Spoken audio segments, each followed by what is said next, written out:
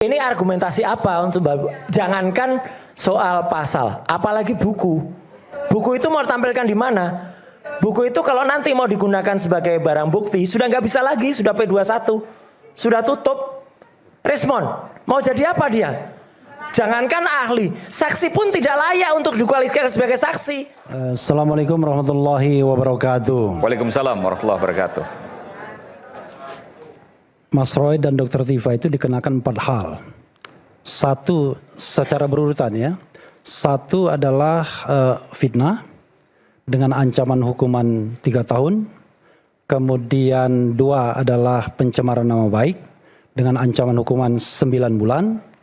Yang ketiga adalah pasal mengedit seolah-olah itu menjadi dokumen yang otentik dengan ancaman hukuman 12 tahun penjara. Dan kemudian pasal 32 ayat 1 yang kita bicarakan yaitu melakukan merusak, menambah, mengurangi dokumen milik orang lain atau milik publik dengan ancaman hukuman 8 tahun. Nah pertama ya, kita bicara tentang sebuah rasionalitas ketika ada ancaman hukuman.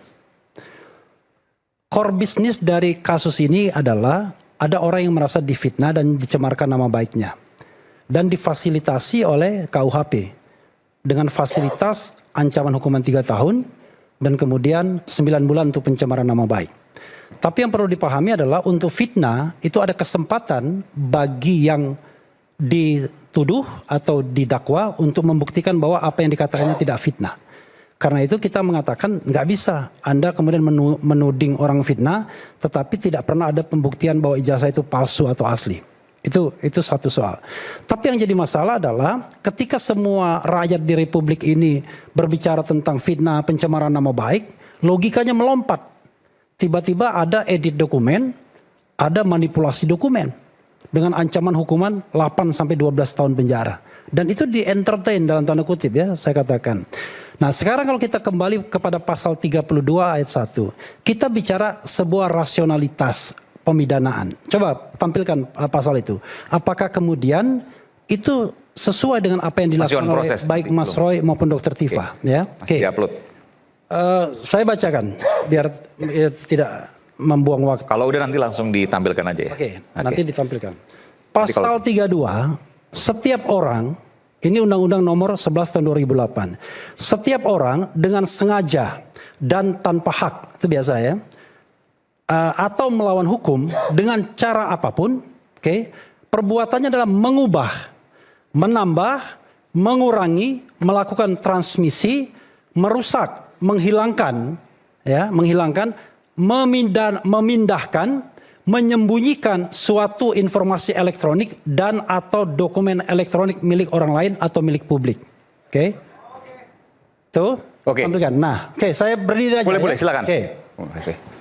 Setiap orang dengan sengaja dan tanpa hak atau melawan hukum dengan cara apapun mengubah, menambah, mengurangi, melakukan transmisi, merusak, menghilangkan, memindahkan, menyembunyikan suatu informasi elektronik dan atau dokumen elektronik milik orang lain atau milik publik.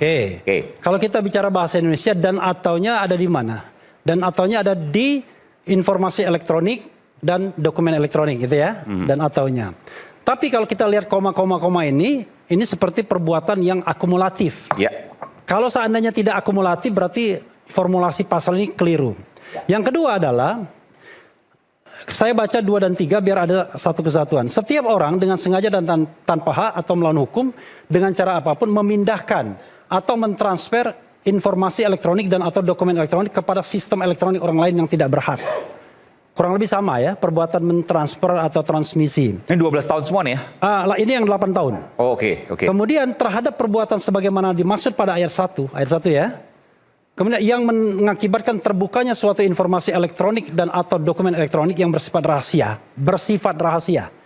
Menjadi dapat diakses oleh publik dengan keutuhan data yang tidak sebagaimana mestinya. Pertanyaan kita adalah rasionalitas kita. Ada nggak Mas Roy Dr. Tifa melakukan perbuatan ini? Sehingga bahwa dokumen yang tadinya rahasia kemudian bisa accessible kepada publik. Atau yang tadinya dokumen itu utuh jadi rusak. Kan kita pakai rasionalitas saja. Makanya kami pada waktu pra-peradilan menantang. Silakan hadirkan saksi dan ahli yang mampu menerangkan bukan benar dan tidaknya tindakan, tetapi ada minimal 2 alat bukti yang cukup, yang memadai untuk diterapkannya pasal 32 ayat 1 ini. Dan unfortunately nggak ada mereka hadirkan satu pun saksi. Yang ada ahli, tapi ahlinya ahli kitab undang-undang hukum acara pidana, ahli pidana, yang juga tidak bisa menjelaskan soal ini. Jadi kalau kita bicara tentang rasionalitas, it doesn't make sense. Bayangkan, kalau begitu caranya, maka orang-orang yang kemudian melakukan penelitian dan lain sebagainya mudah sekali dikriminalkan. Dan jangan lupa, di forum ini saya ingatkan bahwa rakyat bersuara itu menjadi satu acuan untuk mendakwa Dr. Tifa. Acara tanggal 22 April. Ya. Ya. Dan ini bayangkan. Dan ini tanggung tidak jawabnya seharusnya di mana? terjadi. Kami tidak sudah seharusnya melakukan terjadi. Kenapa saya keberatan katakan soal tidak itu? seharusnya terjadi? Karena seharusnya dilakukan proses lewat Dewan Pers. Satu, kita berdebat di sini sudah ada perimbangan. Gak mungkin Aiman cuma mengundang kita. Sehingga apapun yang saya katakan bisa dibantah oleh lawyer Jokowi atau siapapun yang terafiliasi dengan Jokowi. Kan begitu. Karena itu kalau kita bicara tentang hak jawab itu sudah suddenly hak jawabnya. Kalaupun Anda tidak suka dengan apa yang terjadi, Anda bisa melakukan yang namanya komplain mekanisme Lewat Dewan Pers. yang bersangkutan. Enggak, sebelum hak jawab Di acara tersebut. Iya, Oke, hak jawab. betul. Kalau misalnya Aiman tidak mau memberikan hak jawab tersebut, salah berarti. Katakanlah misalnya hak jawabnya diminta pada next season, itu soal lain. Nah yang ketiga, yang bisa dilakukan adalah komplain mekanisme kepada Dewan Pers. Itu tidak dilakukan. Jumping up saja, dilaporkan dan kemudian menjadi fakta atau menjadi link untuk memidanakan seseorang. Coba lihat misalnya, pasal 35 nanti diinikan lagi. Karena itu, kita mengatakan, kita menantang, ada nggak saksi yang melihat ya, baru melihat benar atau tidaknya, bahwa Mas Roy mengubah, menambah, mengurangi, melakukan transmisi, merusak, ya, menghilangkan, memindahkan, menyembunyikan suatu informasi elektronik. Pertanyaannya, ada nggak saksi yang melihat itu? Iya, ada nggak saksi yang melihat itu? Dan ketika kita... Sebentar, saya tanya boleh? Iya. Saya jawab. Boleh jawaban singkat saja, Prof. Firmanto, ada nggak saksi yang melihat itu? Bahwa Mas Roy dan Dr. Tifa melakukan pengubahan dokumen digital tadi? Tes. Selamat malam. Ya, salah satunya Mas Roy. Saksi satunya Mas Roy? Iya dong, karena dia yang menyatakan ijazah Pak Jokowi palsu. Loh, bukan. Oke. Kan gitu. Maksudnya pasal ini dibuat untuk apa? Tahu nggak, Prof? Enggak, saya Ini tuh nggak- untuk hacker. Saya nggak mau mengomentari, makanya Loh, tadi iya. saya senyum-senyum aja. Karena kenapa? Makanya. Apa yang sudah disampaikan semua prejudis ini kan sudah dibantah dalam putusan Prapit kemarin. Pra-peradilan kemarin. Sudah ditolak semua. Sehingga dikatakan Itu nggak benar, itu Anda nggak benar. gunakan Itu nggak benar. aja sidang untuk hak Anda. Dan itu dibolehkan. Jadi saya pikir gini, kenapa dari tadi saya mencermati aja? Karena yang dibahas ini sudah lampau. Ini yang pra-peradilan kedua kemarin ini? Iya. Sudah dibahas dan kemudian Mas Roy kalah. Kita tersangkanya dipertanyakan kan kemarin Belum kita dan masuk ini tidak kan. dipertimbangkan. Gini ya, begini. Jadi saya mau menyampaikan bahwa kemarin itu hakim sesungguhnya sudah membuat hukum mengatakan bahwa penetapan tersangkanya tidak pengajuan permohonan review terhadap penetapan tersangkanya ditolak kan gitu. Artinya malah sampai ada beberapa kata yang mungkin saya nggak usah sampaikan lah. Yang intinya penyalahgunaan Prapit kira-kira gitu. Jadi saya pikir Oleh hakim ini? oleh hakim Disebutkan itu? disebutkan. Jadi menurut saya tolonglah, kita kan di sini kan disaksikan oleh publik. Kita skip aja nih. Tadi kan agendanya adu bukti, itu lebih menarik. Tapi kalau kita bahas lagi mengenai penetapan tersangka pasal demi pasal, siapapun ahlinya Akan kan nanti berbeda. akan dilihat nanti di persidangan. Oke. Kata disampaikan oleh hakim demikian. Jadi saya pikir Oke. saya menghargai rekan saya harus refli, tetapi saya juga tidak mau lantas terus disajikan seperti ini. Oke. Pengaiman. Oke. Iya, Tapi intinya bahwa ada saksi itu, ada salah satu adalah Mas Ya, Roy. Oke, silakan. Gini, saya lanjutkan ya. Itu salah. Ini. Saya kok malah jadikan saksi Ya. nih. Ini. Setelah ini baru kita Ya. pembuktian. Makanya Otaknya udah terbalik. Makanya kan Gini. beliau-beliau ini menyatakan Gini. ialah segalanya. Tidak ada yang benar kecuali dirinya. Kan itu nih, kan mau dipertontonkan seperti itu. Jadi saya tidak mau terjebak di situ. Jadi saya pikir kalau kita membahas yang lain, ini udah berapa sesi nih bicara dan nggak selesai. Dan terakhir dalam putusan Prapit ditolak. Ya, Man, saya biar saya sebelumnya saya tambah ini ya, sebentar dong. Ini kan saya masih berdiri di sini. Nah, jadi kalau kita mau berdebat ya, berdebatlah adu argumentasi. Argumentasi Anda apa? Ya. Jangan hanya kemudian membantah hal-hal yang tidak relevan. Argumentasi saya yang sifatnya tidak argumentatif, ya kan? Prapit sudah menolak. Nah, itu kan bukan argumentasi. Bukan dong. Loh, itu hanya sekedar mengatakan Prapit sudah menolak. Anda tahu nggak isi jawab Anda Prapit katakan itu apa? tidak seperti itu, ya kan? Itu pendapat saya. Ya udah, it's okay. Saya mau jelaskan kepada Anda yang tidak membaca.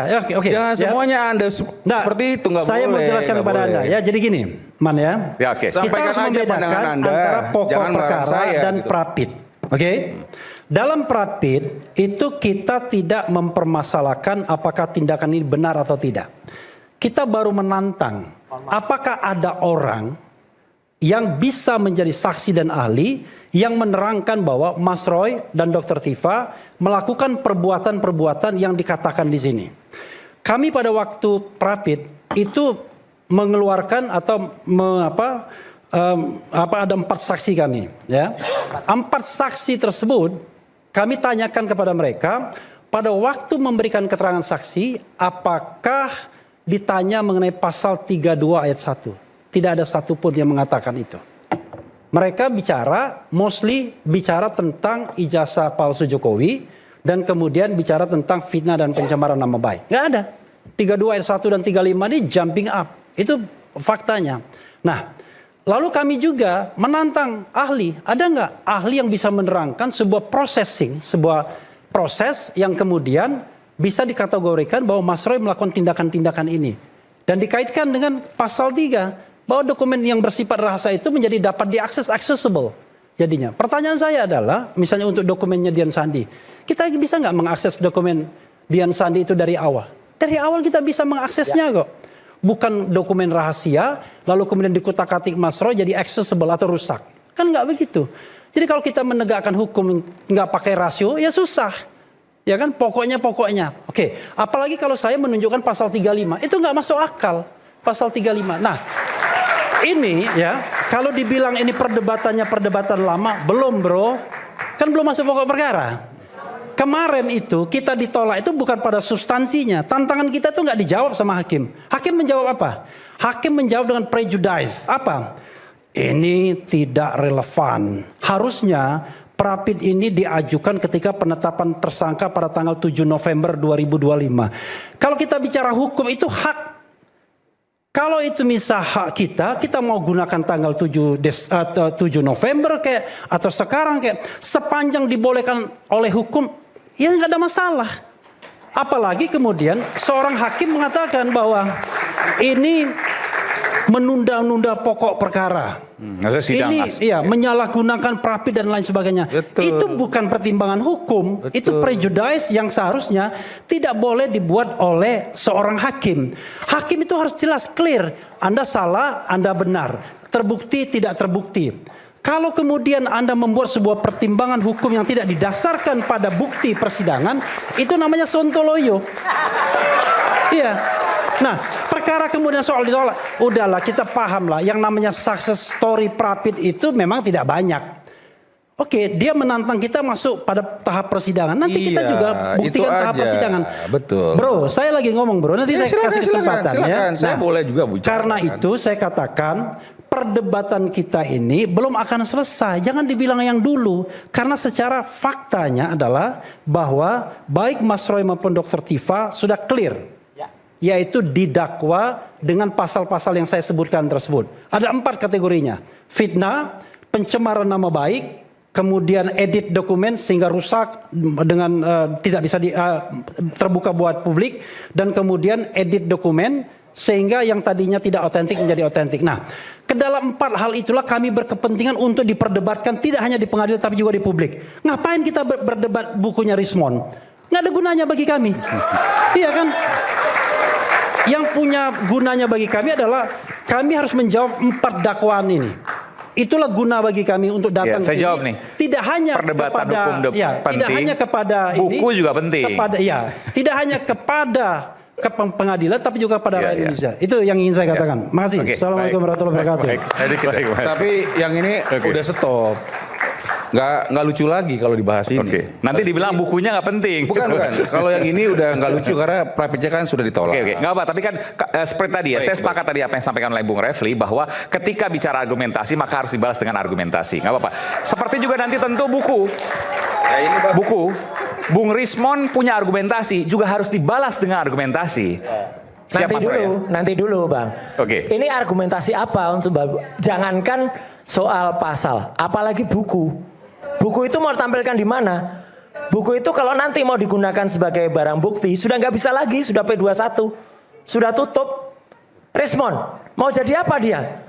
Jangankan ahli, saksi pun tidak layak untuk dikualifikasi sebagai saksi. Kenapa? Karena dulunya Rismon itu adalah bagian dari yang tersangka. Kemudian mencari penyelamatan diri, dapat RJ, kemudian SP3. Kalau dia masih tersangka, dia kemudian menjadi saksi mahkota, menyerang kami, lah itu malah boleh. Tapi sekarang udah nggak, tanyakan deh pada lawyernya Jokowi. Jangan-jangan lawyernya Jokowi juga nggak akan pakai ini Rismon ini, nggak akan dipakai. Udah apalagi kita bahas bukunya, udah lewat buku pesanan lagi, ya nggak usah. Saya jelasin sedikit ya. Jadi pemirsa sekalian, jadi persoalan ini sebenarnya bukan persoalan Pak Jokowi lagi. Ini udah negara, udah JPU dengan para terdakwa. Maka saya harus menyampaikan tentu hal-hal yang terkait dengan Pak Jokowi ya sebatas ketika beliau akan diundang untuk menyampaikan ijazah-ijazahnya aja. Jadi kalau bicara masalah ini ya saya setuju dengan judulnya sebenarnya ya kita masuk ke pokok perkara. Ke pokok perkara kemudian kita membuktikan. Membuktikan apa? Apa dasarnya Mas Roy, Bu Tiva mengatakan ijazah Pak Jokowi palsu? Itu, sehingga kita bahas apa, biar kita tahu apakah Mas Roy melakukan apa, biar jelas pemirsanya, biar juga masyarakat tahu, sehingga tidak ada twist-twist lagi, karena persidangan ini, persidangan untuk mengatakan bahwa Mas Roy dan Bu Tiva, sebagaimana tadi rekan Refli menyampaikan, diberikan kesempatan untuk membuktikan penyampaiannya itu benar apa tidak, gitu loh. Nah, kalau kita masuk ke materi itu, maka hari ini kita bertanya, apa kepalsuannya. Jadi jangan kemana-mana, saya pikir itu Mas. Oke, baik. Sementara ini memang masalah negara, memang betul. Tetapi kan masalahnya ijazah ini adalah ijazah milik mantan presiden, yang mana itu ijazah publik. Jadi dikatakan di situ adalah rahasia, sudah tidak rahasia lagi. Bahkan sudah pernah di persidangan informasi KIP, informasi Komisi publik. Informasi Publik. Bahkan saya ikut karena saya juga sebagai pengacaranya Bonatua, ya kan? Itu bahkan bukan cuma palsu saja, tidak ada. Ijazah itu apanya tidak ada? Ijazah itu tidak ada. Saya boleh tanggapin ya? Boleh. Nggak, sebentar. Ijazahnya nggak ada maksudnya?